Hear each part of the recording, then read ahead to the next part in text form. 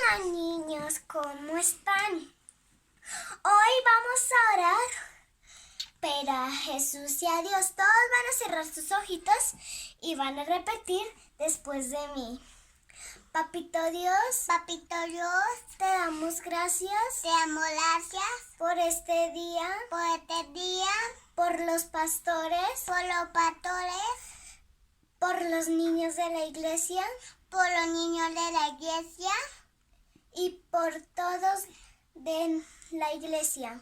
y por todos los de la iglesia. Te pido que ese COVID-19 ese COVID-19 no toque con ninguno de nosotros. no toque ninguno de los otros. Amén y amén. Amén y amén. Bien, entonces vamos a ir a la Biblia, a la carta de Pablo a los Romanos, capítulo 8, Romanos 8, versículo 1. Romanos, capítulo 8, versículo 1. Vamos a leer la palabra de Dios. Bueno, ¿cuántos saben que Dios va a hablar esta mañana? ¿Sí? ¿Usted tiene expectativa de que Dios le va a hablar? Bueno, Dios va a suplir esa expectativa. Y depende del hambre que uno tenga, así mismo Dios lo suple. Si vienes con poca hambre de Dios, pues vas a recibir poco de Dios. Pero si tienes mucha hambre de Dios, Él te va a saciar. Dice la palabra de Dios, dice allí, Romanos 8:1, la palabra de Dios dice: ahora pues ninguna condenación hay para los que están en Cristo Jesús, los que no andan conforme a la carne, sino conforme al Espíritu. Amén. Porque la ley del Espíritu de vida en Cristo Jesús me ha librado de la ley del pecado y de la muerte. Amén. Bien, mis amados hermanos, vamos a tomar este pasaje bíblico de Romanos 8 hoy para predicar, y quiero tomar un tema que me parece muy relevante, es libres de condenación.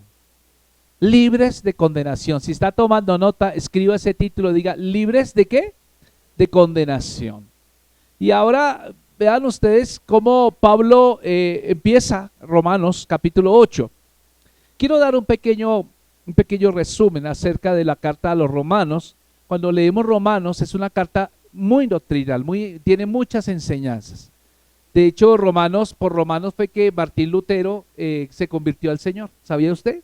Cuando él empezó a traducir la carta a los Romanos, él encontró estos pasajes como el que acabamos de leer de Romanos 8:1, donde dice que ahora pues ninguna condenación hay para los que están ¿en quién? En Cristo.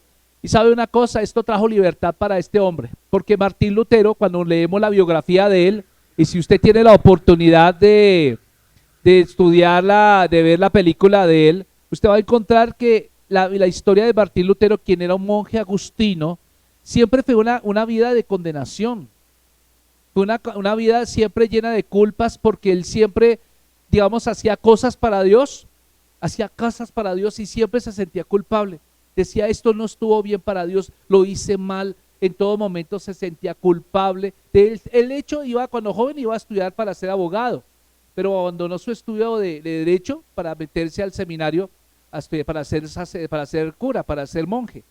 Y allá, pensando que iba a encontrar digamos, la libertad para sí mismo de esa condenación que tenía, ese pensamiento de condenación, entonces tuvo la oportunidad un día de viajar a Roma.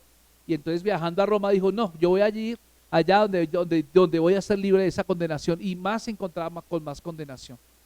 Encontraba, mi amado hermano, que tenía que pagar ciertas indulgencias para poder ser libre de todo eso. Entonces siempre desarrolló esa condenación, nunca pudo ser libre.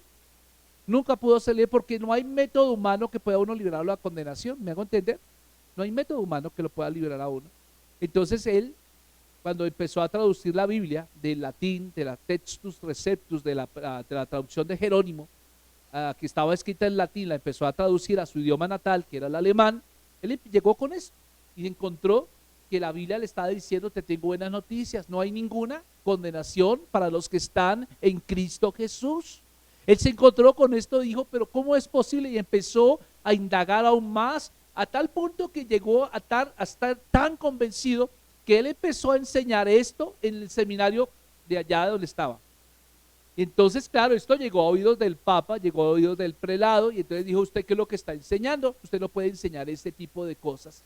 Eso es una cosa que va en contra, ¿cierto?, de los principios de la iglesia tradicional.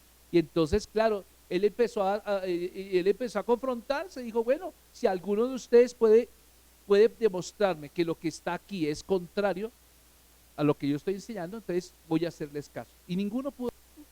Entonces, ¿qué pasó? Fue excomulgado, fue echado, ¿cierto? Y le tocó huir a su tierra natal, Alemania.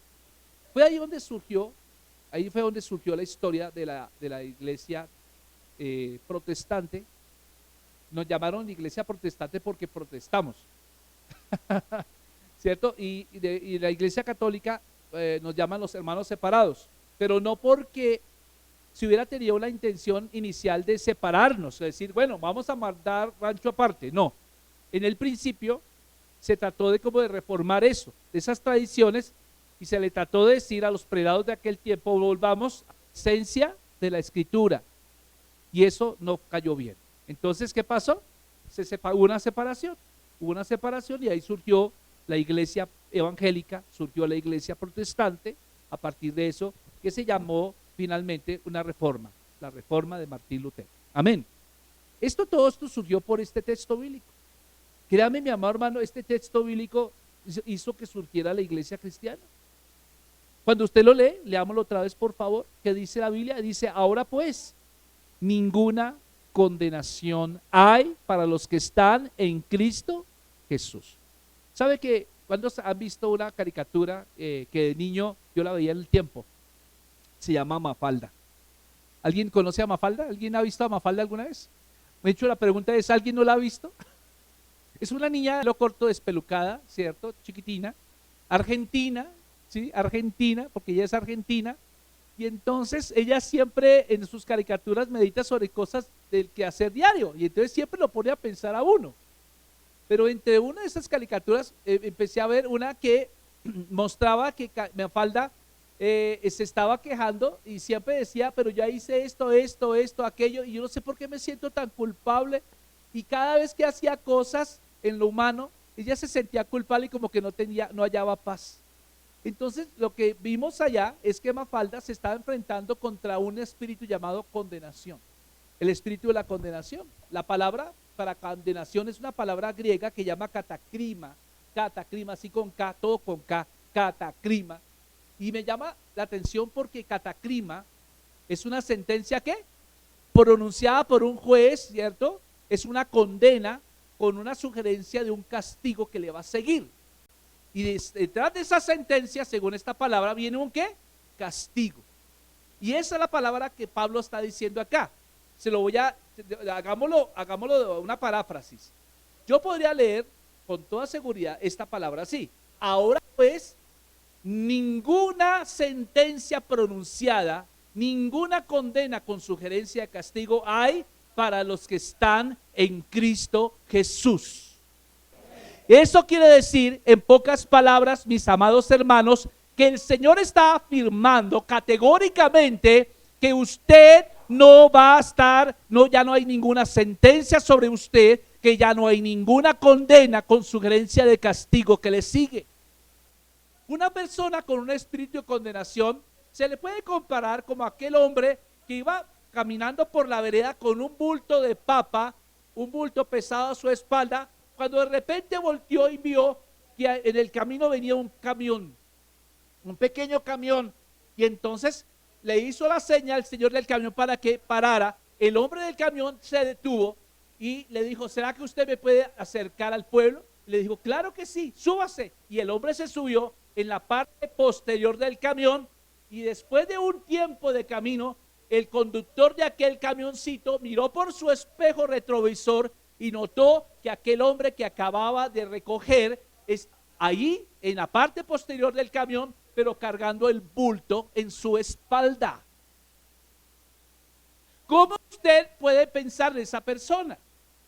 ¿Qué podemos llegar a pensar de él? Digo: pero qué tonto, si esa persona le está llevando un camión, ¿qué es lo primero que tiene que hacer? Descargue el bulto en el camión. Usted es libre de cargar esa pesada carga. Pero hay muchas personas en el evangelio que después de haber recibido a Cristo en su corazón, hace años, hace meses, hicieron la oración de fe, se bautizaron, están sirviendo en la iglesia y aún están cargando pesadas cargas en su vida. ¿Sabe qué ocurre cuando pasa eso? Pasa que cuando el cristiano está cargando esa pesada carga llamada condenación, es una persona que ha sido anulada por el poder del diablo y por lo tanto esa persona no es capaz de desarrollar el potencial para el cual Dios lo puso en esta iglesia.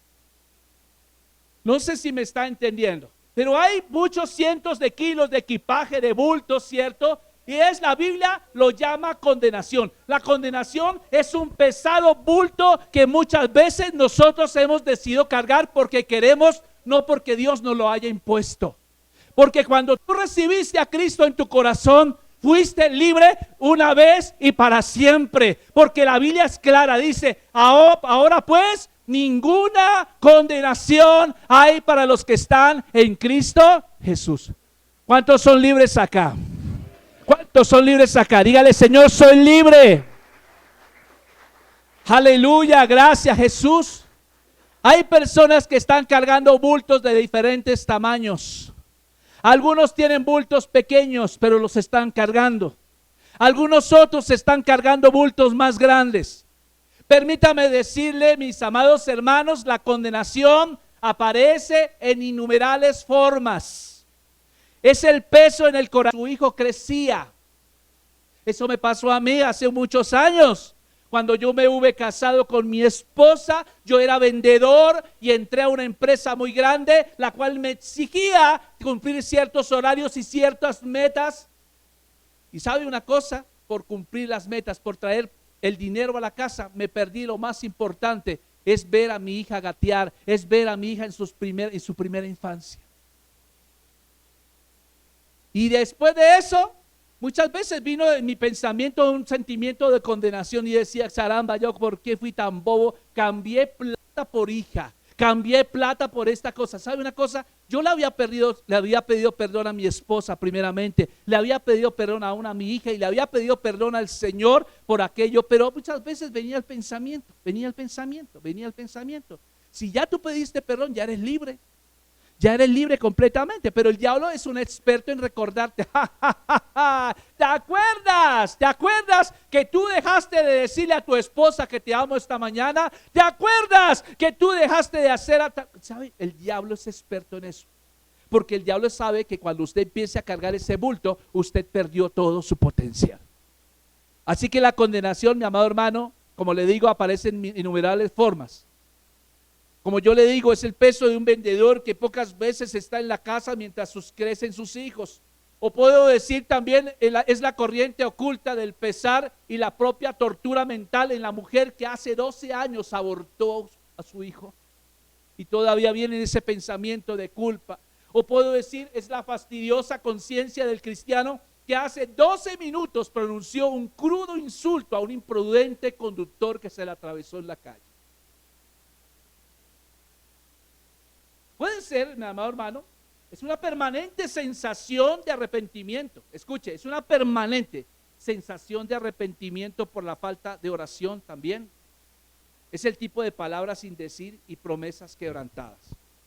Es un sentimiento de culpa. ¿Cómo podemos definir esa condenación? Sentimiento de culpa, de indignidad, de no poder volver al primer amor, tristeza descontrolada por el mal causado y ansiedad por las posibles consecuencias. O sea, una persona que está bajo condenación siempre está pensando en que algún día va a ser castigado. Porque eso es catacrima. Catacrima es eso, un miedo a un posible ¿qué? Castigo. ¿Aló? ¿Está conmigo? Sentimiento de culpa, ¿cierto? No sé, voy a ponerles un ejemplo. ¿Qué es? ¿Será que es totalmente malo la condenación? Voy a decirlo de esta manera, no. Hasta cierto punto es beneficioso cuando usted se autoevalúa y dice, sí, me equivoqué. ¿Me hago entender? Me equivoqué. Por ejemplo, De pronto yo con mi esposa tuve un encontrón y alegué con ella, discutí y de pronto dije una palabra que no debe, o un tono que no había dicho. Entonces viene un sentimiento de ¿qué? De culpa. Ese sentimiento de culpa es bueno. Pero ¿qué hago yo? Inmediatamente voy a ella, le digo, amor, te pido que me perdones por el tono o por lo que dije o como te lo dije, atropellé tu dignidad, atropellé tu identidad, hasta ahí está bien. Ella me dice, te perdono. Ay, gloria a Dios.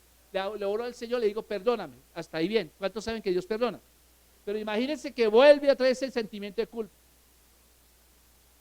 Ese ya no es bueno.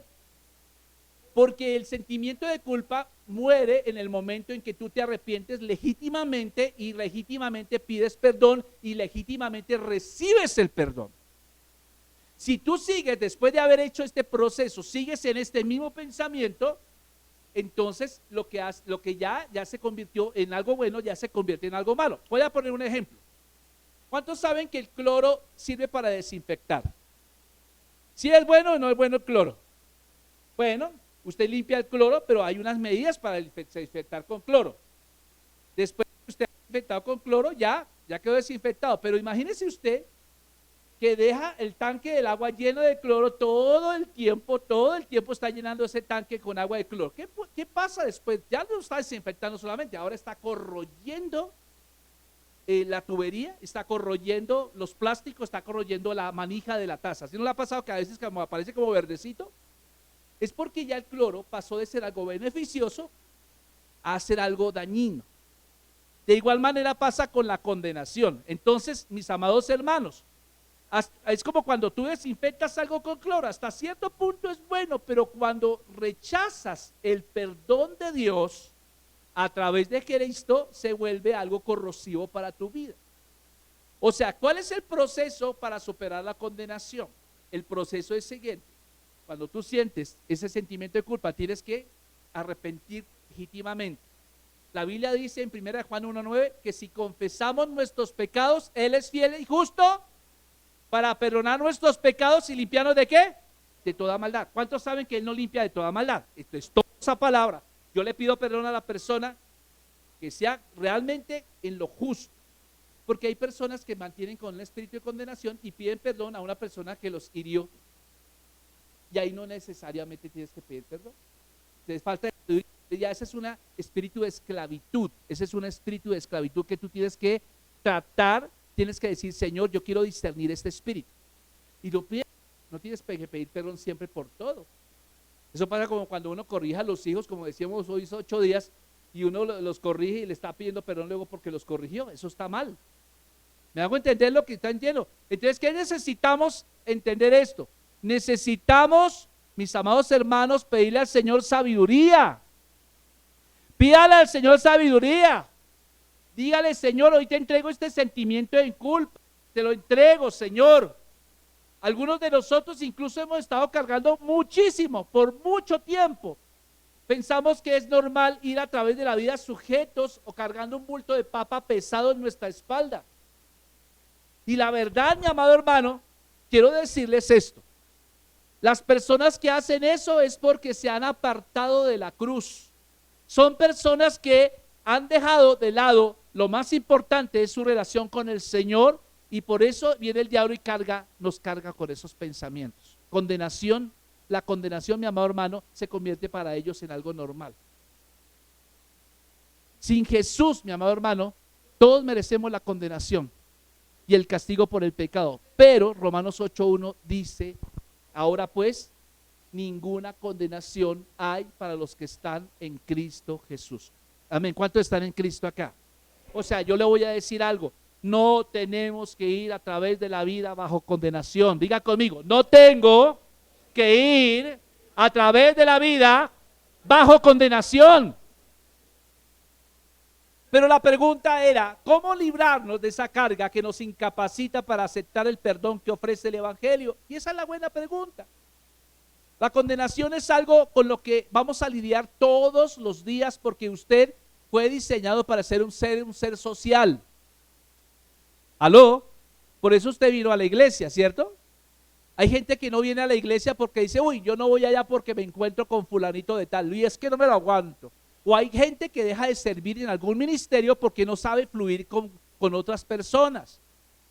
Esas personas que les cuesta trabajo fluir son personas que están cargando un bulto de condenación.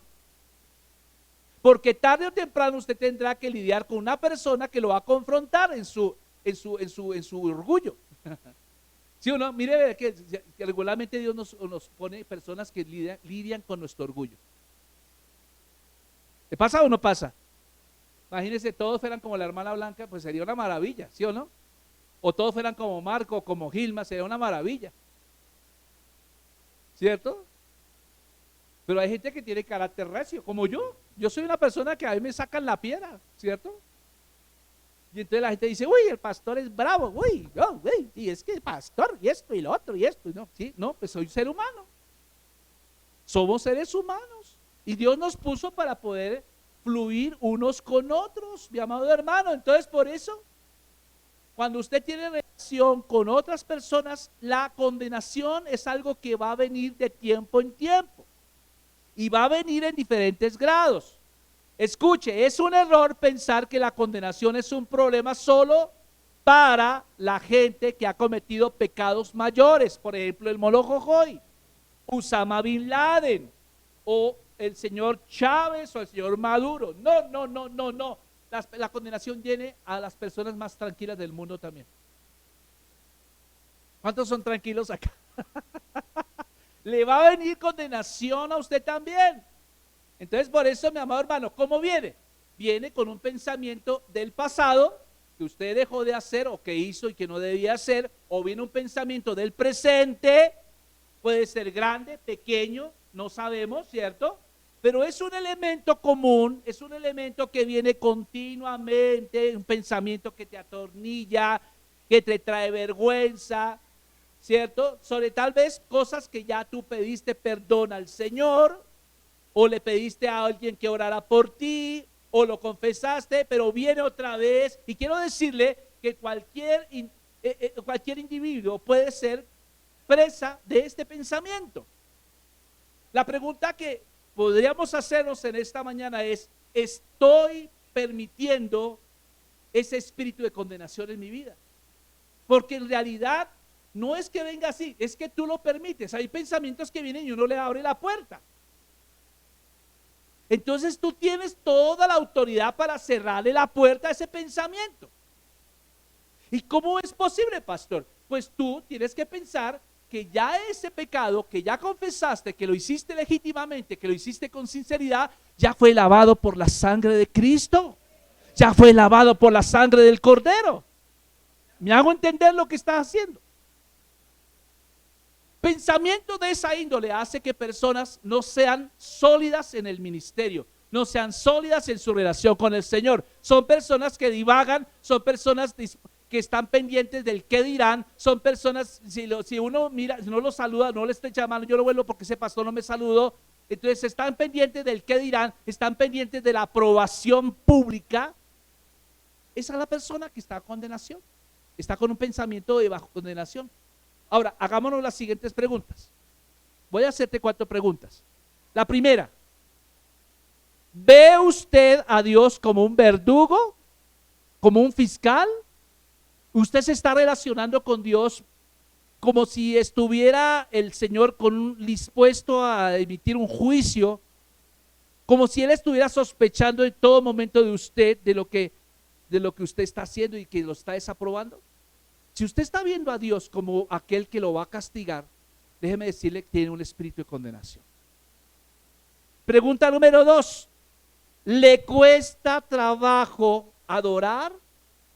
Ponga atención a esto. Personas que no adoran son personas que tienen espíritu de condenación, y uno los ve que no fluyen, y el adorador acá le dice: hermano, levanten las manos, y la persona le cuesta levantar las manos, como que está pesada esa mano, como que tiene un hierro pesado, y entonces le cuesta trabajo danzar, le cuesta trabajo moverse, le cuesta trabajo hacer eso. ¿Por qué? ¿Sabe una cosa? Esa persona le cuesta trabajo adorar porque cree que Dios está lejos. Él no está cerca para ella. Entonces, mi amado hermano, cree que debe haber una respetuosa distancia entre él y Dios. Y recuerde usted que la carta a los Hebreos dice que entremos pues confiadamente a su trono de gracia. Gracias por ese entusiasmo.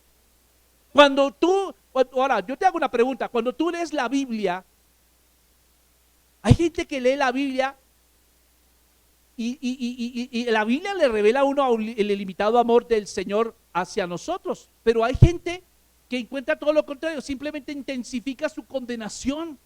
Todo momento lee la Biblia, no, la Biblia dice acá, no mientas, no, yo ya mentí, me voy para el infierno. Ella está esperando que caiga un rayo del cielo y lo parta en dos. Hay personas que están pensando en eso. La Biblia no se hizo para eso. La Biblia sí se hizo para demostrar que somos incapaces de salvarnos a nosotros mismos. Pero el mensaje más poderoso de la Biblia es que siendo incapaces, el Señor proveyó un Salvador, un remedio que es capaz de librarnos. Y esto no es solamente para ser salvos, mi amado hermano. Esto sirve para caminar en el andar cristiano todos los días, para servirle a Él, para ser el mejor papá, para ser la mejor mamá, para ser el mejor empleado, para ser el mejor ciudadano. Eso tiene que pensarlo, mi amado hermano. Entonces, por eso, mi amado hermano, cuando usted lee la Biblia, no lea. Usted tiene que leer y dice, Señor, sí, pero usted es rápido para pedir perdón. Ahora, pregunta la siguiente: ¿usted se da más cuenta de su pecado de lo que es la gracia de Dios? Cuando uno es más consciente del pecado que la gracia de Dios, quiere decir que usted está llevando un bulto de papas pesado atrás de usted. ¿Ha desarrollado usted una conciencia de pecado? Diga conmigo, conciencia de pecado. Dios no nos llamó a nosotros a desarrollar conciencia de pecado. Dios nos llamó a nosotros a desarrollar conciencia de su gracia.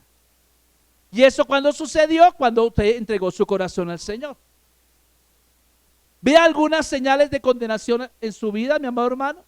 ¿Qué pasaría si Cristo viniera hoy? Fíjate que esa pregunta se la hago a muchas personas y le pregunto, ¿qué cree usted? Si Cristo viniera hoy, la mayoría dice, hace así. Y yo pregunto, ¿pero por qué haces así? ¿Qué te preocupa de que Cristo venga hoy? ¿Sabe una cosa? Tenemos al guardadito. El pecado de Acán está por ahí. Entonces, si usted tiene un pecado de Acán, que usted le puede leer allá Génesis capítulo 5, usted puede decir, Señor, Josué 5, perdón, usted puede decir, Señor, hoy te quiero entregar esto que me está agobiando. Amén. No se sorprenda, mi amado hermano, si usted está llevando una pesada carga. Tal vez hoy le estoy hablando a personas que tienen esa pesada carga de tal vez se sienten indignos porque no fueron los mejores padres para sus hijos, porque piensan que sus hijos no están en el camino del Señor como debieran y les faltó mayor intención hacia eso. Tal vez usted se siente culpable porque perdió un empleo. Tal vez usted se siente culpable porque un ser querido partió al cielo y usted no le dedicó el tiempo que debiera dedicarle. Pero yo le quiero decir una cosa, no importa el tipo de condenación que usted tenga, yo le voy a decir una cosa, por el poder del evangelio usted puede ser libre de esa condenación, por el poder de la sangre de Cristo, por el poder de la oración, por el poder de la obra de Cristo en la cruz del Calvario, usted es libre. Sí. Usted no es libre en gran parte, usted es libre totalmente, porque Pablo dice, ahora pues ninguna condenación. Él está diciendo alguna condenación o mucha condenación. No, él está diciendo, tú eres completamente libre. Mi amado hermano, no compre la mentira de que está cultivando, de que usted se va a hacer más amigo de Dios cultivando la condenación. No compre la mentira de que usted dice, sí, si yo me azoto, me flagelo, me sumo en la vergüenza, de alguna manera va a agradar a Dios. Ese fue el pecado de la Iglesia Católica. Ese fue el pecado de la Iglesia Católica. Usted mire usted que la iglesia tradicional, yo vengo de la iglesia tradicional, yo tengo amigos sacerdotes, y cuando hablamos con ellos llegamos a lo mismo, porque eso es una charla íntima.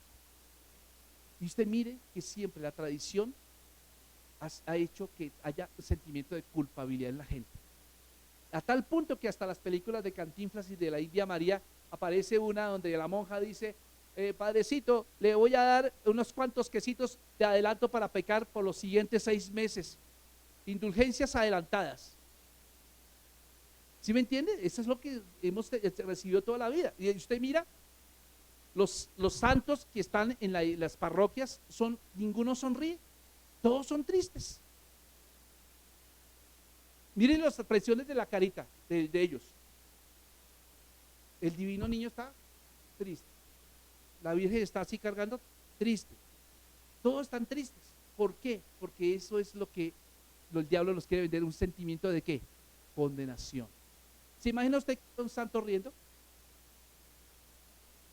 Imagínese un santo así, un morochito así como Wilmer allá, sonriendo allá con un acordeón.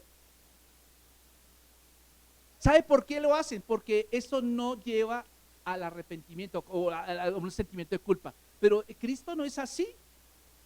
Yo les contaba el otro día cuando estuvimos en una clase de Rema, contaba el predicador, un americano, decía que él se imaginaba a Cristo de otra manera. Cuando hubo ese momento en que Cristo se metió en la barca a través del mar de Galilea con sus discípulos, dice, yo me imagino a Jesús comiendo mamoncillos, chupando el mamoncillo, y mientras estaba hablando con Juan, entonces Jesús le tiró un mamoncillazo a Pedro que estaba de espaldas, ¡tuc!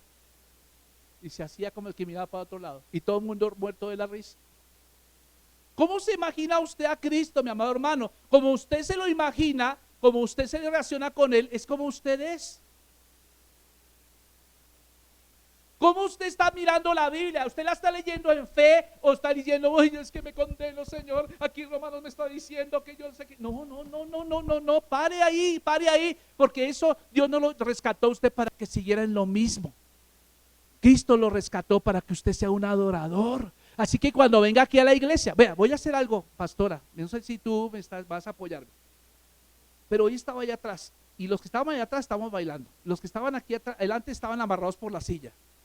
Y claro, uno no se puede mover porque el otro está ahí al lado, de pronto le pega un cachetadón, ¿cierto? Vamos a hacer a partir del otro domingo, mis queridos hermanos ujieres, y es que no vamos a colocar sillas sino hasta que empiece el culto. Todos llegan y van a hacer círculo acá y vamos a dejar que el Espíritu Santo ministre. ¿Están de acuerdo o no? Parece que la silla como que trae espíritu de condenación, ¿no? Vamos a dejarlas de lado. Entonces le voy a decir a los ujieres, hasta cuando la pastora se ponga allá y diga, diga, siéntense, entonces ahí sí, prendemos sillas, y las organizamos bien bonito.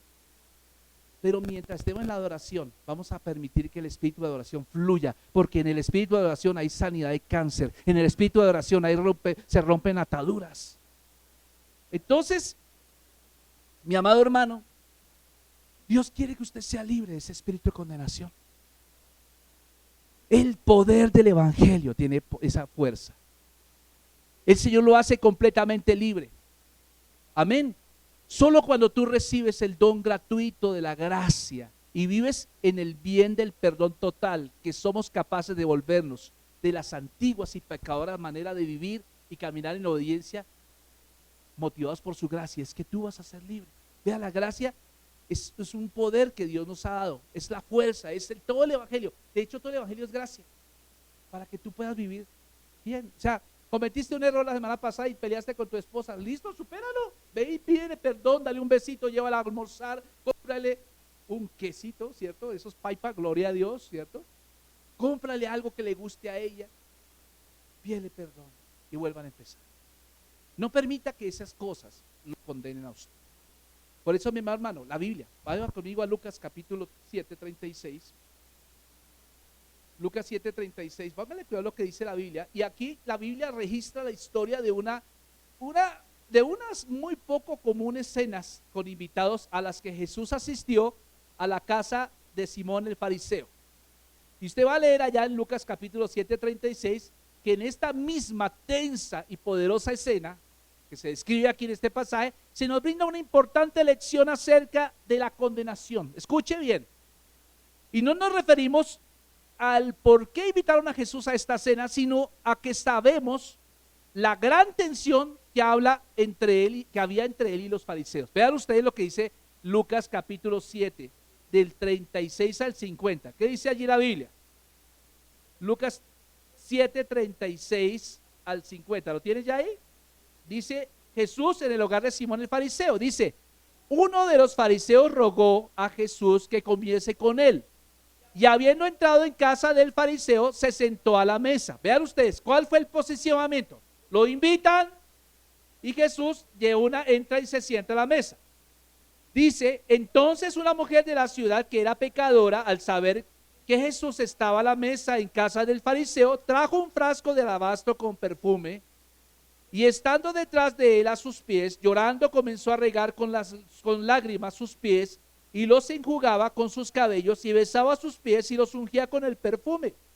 Cuando vio esto, el fariseo que le había convidado dijo para sí, o sea, pensó, si fuera profeta, conocería bien quién y qué clase de mujer es la que le toca, que es pecadora. Entonces respondiendo Jesús le dijo, Simón, una cosa tengo que decirte. Y él le dijo, di maestro. Un acreedor tenía dos deudores, el uno le debía 500 denarios y el otro 50. Y no teniendo ellos con qué pagar, perdonó a ambos. Di pues, ¿cuál de ellos le amará más? Respondiendo Simón le dijo, pienso que aquel a quien le perdonó más. Y él le dijo, pues rectamente has juzgado. Y vuelto a la mujer le dijo, Simón, ¿ves a esta mujer? Entré a tu casa y no me diste agua para mis pies, mas esta ha regado mis pies con lágrimas y los ha enjugado con sus cabellos. No me diste beso, mas esta desde que entré no ha cesado de besar mis pies. No ungiste mi cabeza con aceite, mas esta ha ungido con perfume mis pies, por lo cual te digo que sus muchos pecados le son perdonados, porque amó mucho, mas aquel a quien se le perdona poco, poco ama. ¿Cómo le parece a usted? Y usted puede ver allá que esta mujer le da un ejemplo. Vean ustedes que este anfitrión llamado Simón fue un hombre descortés, porque invitó a Cristo, ¿cierto? Pero fue descortés de manera abierta porque le negó a Cristo, a Jesús, todas las cortesías básicas de la sociedad de aquel entonces. ¿Cuáles eran esas cortesías mínimas que debían dársele a un invitado a cenar? Número uno, se le debía dar un beso de bienvenida. Simón Pedro nunca le dio un beso de bienvenida a Jesús. Segundo, debía habérsele lavado los pies. No se supo que le haya lavado los pies. En número 3, se le ungía con aceite. O sea, beso de bienvenida, lavado de pies y aceite de unción. ¿Sabe una cosa? Estas manifiestas omisiones fueron obvias para todos los invitados, los demás invitados. O sea, cuando usted quiere hacer un desplante a alguien, ahí estaba, la gente supo inmediatamente que Simón el fariseo le hizo un desplante a Cristo. Luego aparece de súbito una persona en la escena. En la habitación entró una conocida prostituta de la ciudad, una mujer despreciada por la gente educada, y lo que pasa a continuación es inexplicable para los que están observando. Imagínense la escena. ¿Cómo Jesús estaba recostado en la mesa? Recuerden que las mesas en aquel entonces no eran las mesas con patas, sino eran una tabla en el piso y había un tapete o cojines, y entonces la gente se recostaba sobre su brazo izquierdo, de manera que al estar acostado sus pies quedaban extendidos, ¿cierto? Entonces cuando Cristo se apoyaba sobre uno de sus codos, sus pies estaban extendidos fuera de la mesa. La mujer, ¿qué hace? Llega hacia los pies de Cristo, se arrodilla hacia los pies de Cristo y ella comienza a llorar sobre los pies. Esos pies ya debían estar lavados ahí, pero estos pies de Cristo estaban sucios porque ella había caminado. Necesitaban ser tratados. Pero esta mujer, ¿sabe qué hace? Empieza a llorar. ¿Empieza a qué? A llorar, ¿cierto? Y toda la conversación de todo el mundo empieza a cesar. Empieza a callar, a haber un silencio tremendo allá. Lo único que se escucha en ese momento es el llanto de esta mujer, el cual está creciendo en volumen. Ella está llorando cada vez más fuerte, está llenando la casa, está traspasando hacia la calle, la gente de la calle escucha a alguien llorando desde afuera, y ella libremente, ¿qué hace? Vierte sus lágrimas, moja los pies del Señor, se arrodilla, luego toma su cabello y comienza a lavar con sus lágrimas los pies sucios de Cristo, y luego los besa y los unge con perfume como un acto de adoración. Póngale cuidado a esto. Usted puede imaginarse la atmósfera en esa habitación. Nadie come, nadie se mueve. Quizás lo más extraño de todo, Jesús no hace nada que sugiera que la mujer choca su conducta, pero hay gente chocada alrededor, ¿cierto? Pero para Cristo, la actitud o la conducta de esta mujer es cualquier cosa menos la menos apropiada. Él se siente honrado con esta mujer. Ahora, creo que Dios registró este dramático acontecimiento en la Escritura por un propósito muy específico. ¿Sabe una cosa? Yo creo que esto está en la Biblia porque Dios desea que veamos a esa mujer, que nos veamos en esa mujer y que sigamos su ejemplo. Voy a escribir un poco esta mujer. La mujer que lavó los pies de Jesús con sus lágrimas era alguien que estaba arrepentida de sus pecados. Ella ya había pasado por esa etapa de arrepentimiento. O sea, ¿qué quiere decir? Que esta tal vez sea la segunda vez que esta mujer veía a Cristo. ¿Sí me entiende? No es la primera vez que viene a Jesús, ya parece que es la segunda vez porque ella había escuchado de Cristo, había recibido, porque Jesús mismo lo dice, que a quien se le ama, a quien perdona mucho, ¿qué hace? Ama mucho. ¿Está conmigo? Entonces no fue el primer encuentro que tuvo esta mujer con Jesús.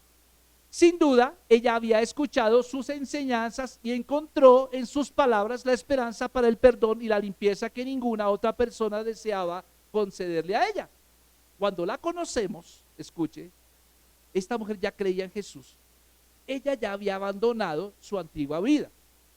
Y quiero decirle con esto, que esta narración que está aquí no es una narración de una mujer que está siendo salvada, sino es una persona que ya es salvada y que está adorando. O sea que las lágrimas de esta mujer no son lágrimas de arrepentimiento, son lágrimas de alabanza. Aló, no esta narración no es de salvación, es una bella expresión de adoración de una mujer nacida de nuevo, una mujer que alaba, una mujer que agradece a su Salvador. Una mujer que ya no está con peso de condenación, sino que ella se conmueve en la alabanza, que cuando va a la iglesia, ella se conmueve, cae de rodillas, salta, danza, que cuando está recibiendo la palabra está tomando apuntes, que todo lo dice y que pone en práctica la palabra. Eso es lo que está mostrándonos este pasaje. Yo no sé si reconoces, tú puedes ver que cuando una persona tiene un pecado o siente que hay un pecado de indignidad, pues ella llora con todo su ser, pero este llanto es un llanto de adoración, no son de condenación. Entonces tenemos que aprender a discernir esto. Llora porque ella está agradecida con el Señor porque ya hizo desaparecer su culpa y por tanto lo ama mucho porque le perdonó mucho, y son lágrimas de gozo, son lágrimas de gratitud, son lágrimas de devoción. ¿Aló? ¿Por qué este pasaje está ahí? Porque si yo quiero decirte, yo quiero que tú hagas lo mismo, pero en adoración, no porque eres consciente de un pecado. No. Tienes que dejar ese bulto de papas en ese camión. Ese camión se llama la cruz de Cristo. Ese camión se llama la cruz de Cristo. El cristiano que desea disfrutar de una vida centrada en la cruz, tarde o temprano tendrá que enfrentar, mi amado hermano, con regularidad su propia corrupción, porque mientras estemos en esta tierra vamos a cometer errores, ¿sí o no? Pero estoy seguro de que ninguno de ustedes quiere cometerlos, digamos, intencionalmente, sino que muchas veces uno comete errores de manera no intencionada. ¿Es así o no? Y uno muchas veces hace eso, pero a veces por esos errores no intencionados es que viene la condenación. Ahora, una persona que quiere pecar con intención no es cristiana. No es cristiana. ¿Me hago entender lo que le estoy diciendo? Por eso, mi amado hermano, usted tiene que ser consciente que si cometió un error, confiéselo y apártese. O sea que se cumple. Ya el Señor perdonó tus pecados pasados, tus pecados presentes, pero también tus pecados futuros. Amén. Por eso, mi amado hermano, el diablo está ahí buscando a quien le carga sus bulticos de papas. Pregunto, ¿usted quiere cargarle un bulto de papas al diablo? Porque si entre más lo carga usted, usted menos libre está. Recuerda que Hebreos 12 dice, despojémonos de todo peso que nos asedia y del pecado que Eso es el bulto de papas. El diablo quiere que usted sea esclavo de él. El diablo sabe que usted es salvo. Él no puede hacer nada para impedir que usted vaya al cielo, pero sí puede impedir que muchos de los suyos vayan al cielo. ¿Por qué? Porque usted se convierte en un pésimo testimonio. ¿Por qué? Porque se está condenando. ¿Por qué? Porque no se siente digno de venir a la iglesia. ¿Por qué? Porque usted no se siente digno de servir acá. ¿Por qué? Porque usted no tiene capacidad de reconocer sus errores, sino que el diablo le pone un orgullito allá. Yo que le voy a pedir perdón a esa sinvergüenza. No. Eso es lo que el diablo quiere hacer, anularlo. Por eso, mi amado hermano, usted, en lugar de luchar contra la condenación, usted entréguesela al Señor todo el tiempo. Todo el tiempo. El diablo está todos los días golpeando allá a la puerta, mendigando para cargar tu espalda con ese bulto pesado. Porque él se opone a Dios. Porque él odia lo que Dios ama. ¿Cuántos saben que ustedes son amados de Dios? Entonces ustedes son odiados por el diablo. Somos odiados por el diablo. Por eso, mi amado hermano, usted tiene que decirle al Señor, gracias porque me has hecho una nueva criatura. No voy a cargar más este equipaje. Cuando vengan esos retos, no trate de luchar contra la condenación mediante promesas de orar más. Sí, es que voy a orar más. Sí, no, porque usted oración se convierte ya en una carga. Ya no es oración de libertad, sino es una oración de, ay, Dios mío, me tengo que pegar, perdóname. No, ya se volvió, se perdió.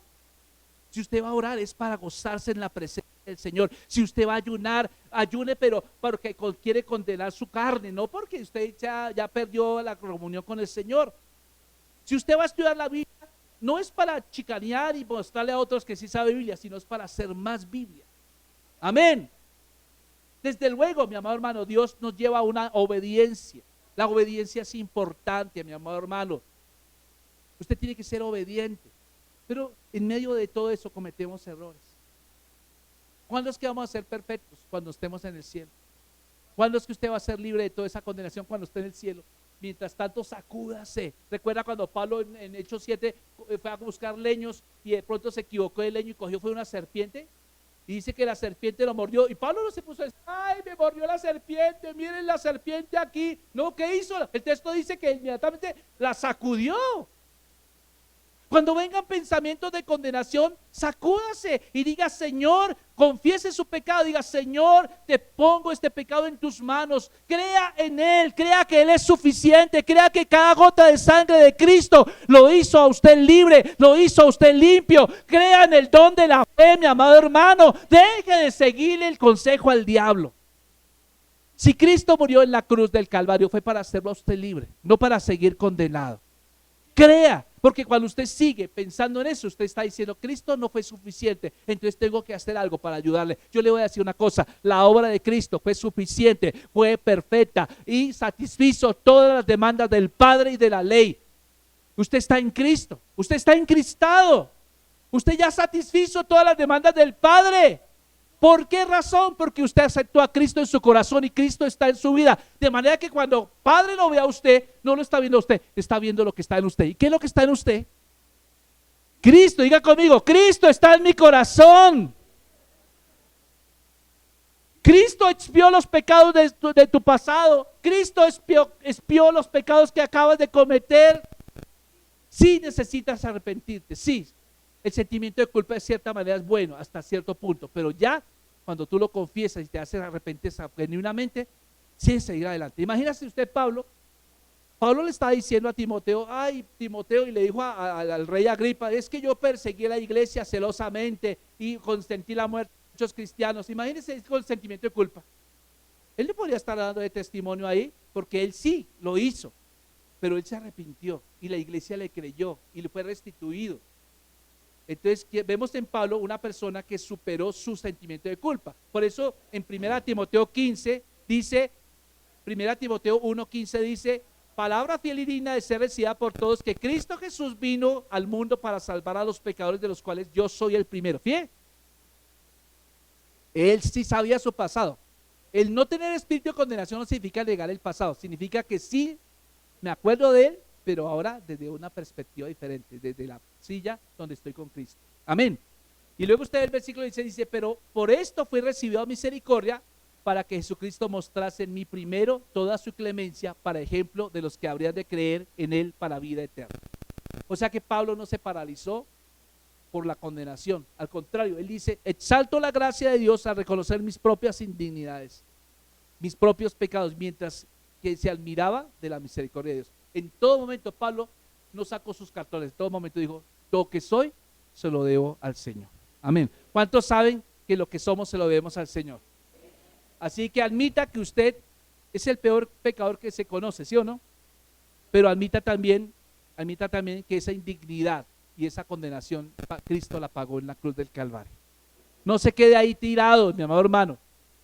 Hay gente que se cometió un error y se quedó tirado ahí. Y todo momento y no supera esa situación. Tiene que superarla, porque para eso tiene un suficiente Salvador. Amén. Amén. Póngase de pie. Vamos a orar. Y vamos a pedirle al Espíritu Santo que tome control de cualquier espíritu de condenación que venga. Tal vez usted se siente culpable porque no ha sido el mejor papá. Tal vez usted se siente culpable porque fue el peor hijo, la oveja negra de la casa. Tal vez usted no le ha dado el tiempo, no sé, o dejó de hacer cosas y usted se siente culpable terriblemente. Yo quisiera que cierre sus ojos, incline su rostro. Y usted mismo le va a decir al Señor que usted siente esa carga en su corazón. Dígale usted mismo, levante sus brazos al cielo. Dígale, Padre, en esta mañana te pido que me perdones. Dígale, Señor, te pido que me perdones. Levántame en esta hora. Reconozco mi pecado, reconozco mi pecado. Reconozco que te fallo, Señor. Reconozco, Señor, que a veces me dejo llevar por mi mal temperamento. Reconozco que muchas veces soy orgulloso. Vamos, dígale, Señor, reconozco mi orgullo. Reconozco mi altivez. Reconozco mi falta de perdón. Reconozco que muchas veces, Señor, el diablo ha venido a tocar el corazón, la puerta de mi corazón y me ha tratado de condenar. Y Padre, en el nombre de Cristo, en el nombre de Cristo, yo me arrepiento. Yo te pido perdón. Y ahora mismo, Señor, recibo tu perdón. Recibo tu perdón. Yo quiero que lo diga duro. Señor, recibo tu perdón. Creo que en la cruz, cada gota de sangre de tu Hijo limpió mis pecados. Soy libre y estoy capacitado para ser la mejor persona en esta tierra. Mi pasado quedó en la cruz. Y a partir de ahora es el primer día del resto de mi vida. Hoy tengo el ADN tuyo. Tengo tu ADN, Señor. No el ADN del mundo. No el ADN de una condenación.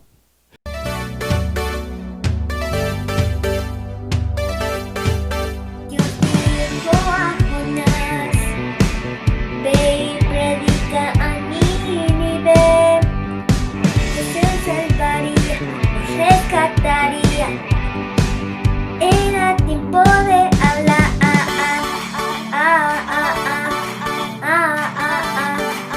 Era tiempo de hablar.